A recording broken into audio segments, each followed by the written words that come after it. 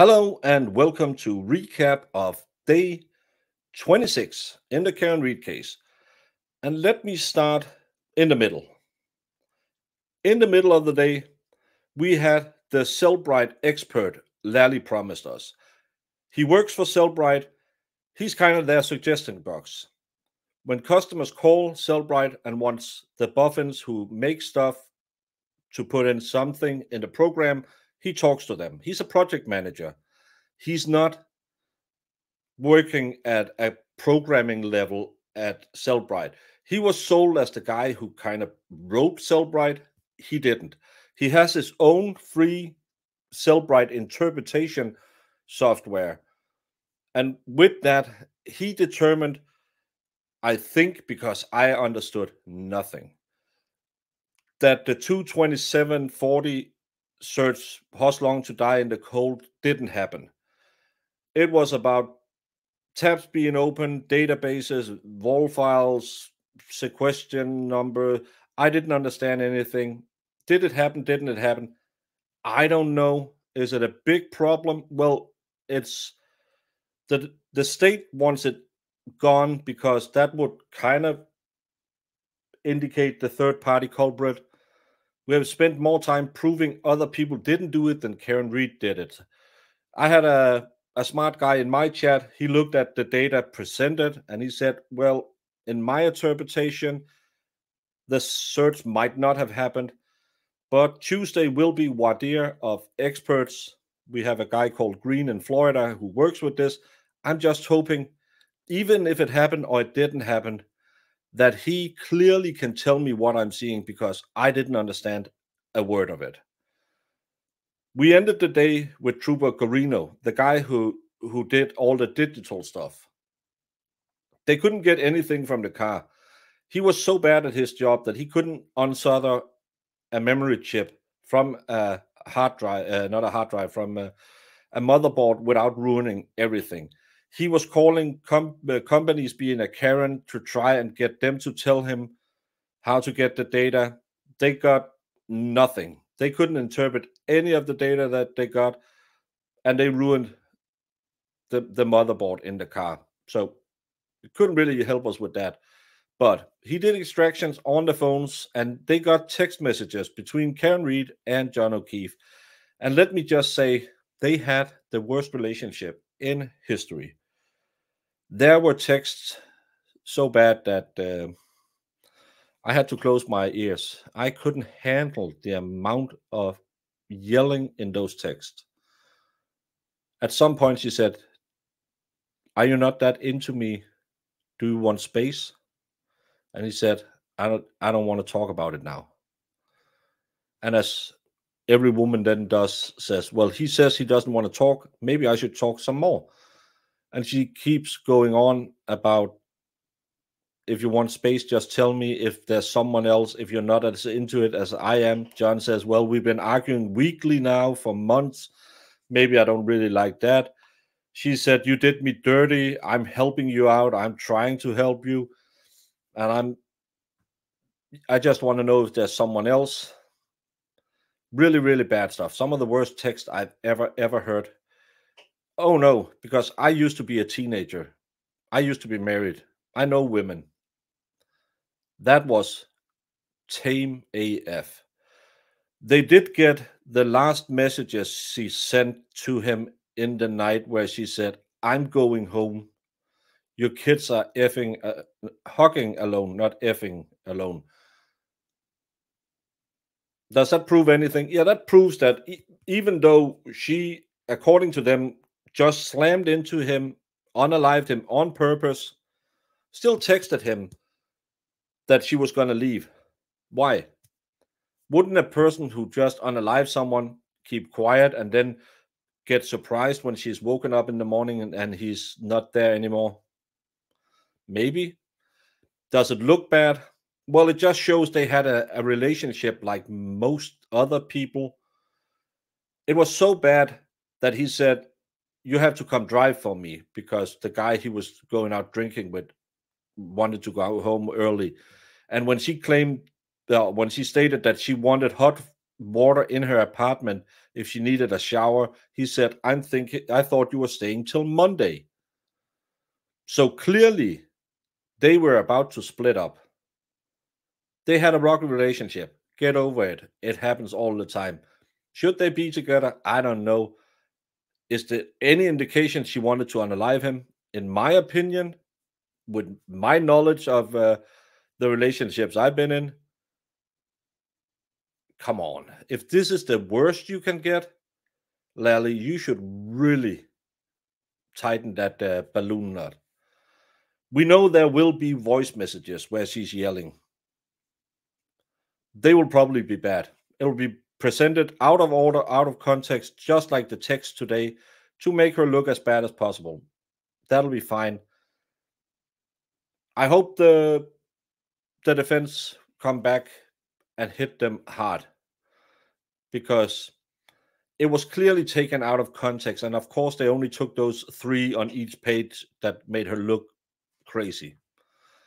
Was it a woman ready to unalive her boyfriend? No. It was a woman who just wanted to know if their relationship was going on or off, in my opinion. But to the main course. As you might remember, Friday, we had Trooper Paul, the crash specialist, the guy who could tell you that John O'Keefe was hit at 24.2 miles per hour, because he could see she deaccelerated 0.6 miles per hour and did this to the steering wheel, which indicated she had hit him, sent him flying, hitting his head on the curb while still sending him flying onto a lawn. Lally tried to prepare what everyone knew would be a beatdown so bad that it was almost like watching Mike Tyson. AJ attacked him from the beginning, asked if he knew when he made this report that the tail lights was found at the fire hydrant. He said, no. Would that change your opinion that there's maybe like 20 feet from that point to the point where he says she hit him? And then he started waffling about, well, he didn't really say she hit him there, but he had taken a line from the body to the debris and just said, well, it must be here because that's how you normally do it. And he said, well, this is in a totally different angle. Will that change your opinion? No, not really. No, it'll probably be the same. Then he was asked about, did he do any calculations on it? He said, nope, didn't do that. Even though he told the grand jury when he was testifying for the grand jury that he would do the calculations of the impact in his report, he never really did that. Then he was asked about what calculations would you use to figure out this? And he said, I would. And Alan Jackson just put it out there. Would you have used this? Would you have used that? And he said, no, because the speed would have been undercalculated, I think was the word he said, or something like that. So again, you did absolutely nothing to confirm your theory or your thesis. You just said, yeah, it must be that. Tully told me he was lying there. Tully told me this is where the shoe is. I believe him. I'll just put a ruler there and said, yeah, that's the point of impact. In the end, this guy got beaten worse than a redheaded stepchild. It was horrendously bad for the Commonwealth. According to people in the courtroom, jurors were shaking their heads and laughing when he was talking. He didn't know anything about the amount of force John was hit with. He didn't know how to figure out what amount of force he was hit with. And he came up with a totally new theory about how John was hit. Because Friday, he said he was hit center mass. Any police officer saying center mass will be talking torso, because this is where you are taught to put the pew-pew, because that's center mass. This is the biggest part of the body. That's center mass. It's not the arms, it's not the head, it's not the legs. Center mass is your torso. But his new theory is she backed up. He was standing in this position, kinda, with a glass in his hand, in his hand. She struck him. If you take my microphone, kinda like this, maybe, and then his arm crushed the tail light, which ripped his arm. Now it's not abrasions anymore. Now it's the tail light that ripped his arm. Remember, no glass in any of these wounds, no blood on any of the tail light, but they made those scratches to his arm. His hand got slammed into the tailgate of the car so hard that he made a dent in the rear door of the car, but still kept the glass in his hand, spun around, fell down, hit his head on the ground, and ended 9 feet, 20 feet away from this point of impact, because now he didn't know where the point of impact was. Anyone believing that really needs to go back to school. That's absolutely stupid. If a car clips you on the shoulder, anywhere like this, so hard you crush a tail light, your arm will be ripped out of the socket, or at least all your ligaments will be stretched. How the F can he say that on the stand and still believe it? This was horrendously bad. He was asked, how did his telephone end up underneath him? I don't know. It just did, because that's how physics works. He was asked about, did you do any of the calculations? No. But you know physics. And he said, physics? I put up 2 shorts of his.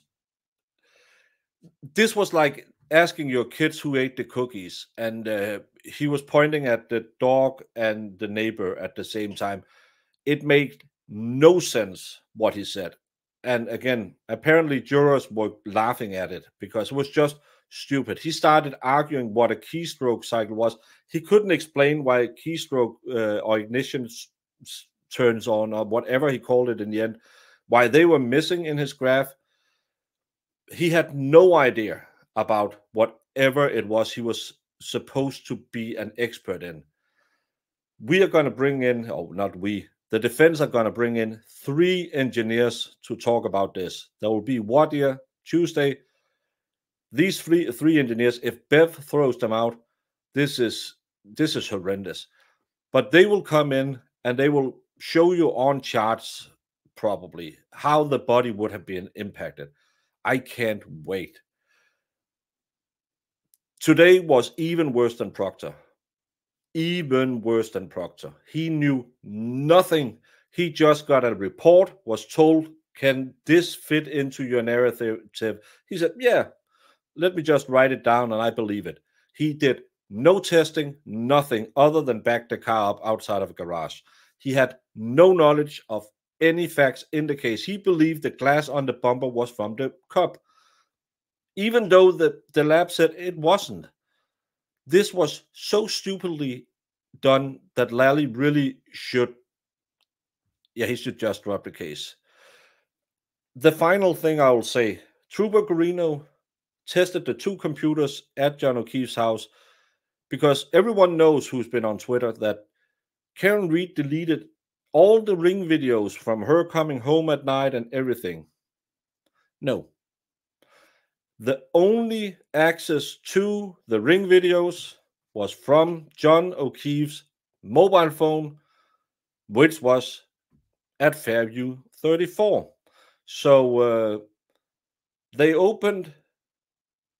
closed the door kind of on the 227.40, Horse Long to Die in the Cold.